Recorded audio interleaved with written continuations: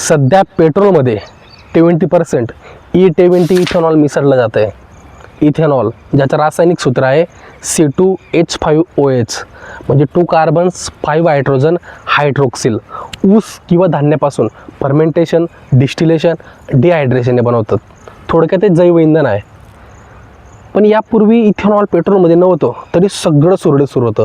मग याची गरज का भासली? कारण सरकार म्हणते विदेशी मुद्रा वाचेल, कृषी वर्गाला फायदा होईल. पण याचे दुष्परिणामचे काय? जिथे इथेनॉल उत्पादन होते, निर्माण होते, तिथं लोकल स्पिन वॉशमुळे प्रदूषण होईल. 1 लिटर इथेनॉल बनवण्यासाठी 28 ते 36 लिटर पाणी लागतं. भविष्यात पाण्याची मोठी टंचाई निर्माण होईल. प्यायला, शेतीला, झाडांना, गुरढोरांना मुबलक पाणी मिळेल का?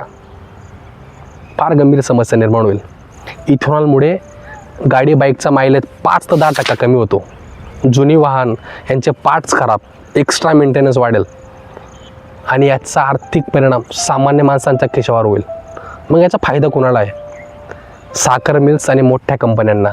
नितीन गडकरी यांच्या कुटुंबियाच्या कंपन्या CIAN ॲग्रो, मानस ॲग्रो इथेनॉल क्षेत्रात वाढल्या आहेत. देशासाठी धोरण हवी, पण सामान्य माणसाचे विचार करून, पाणी खर्च याचा विचार करून.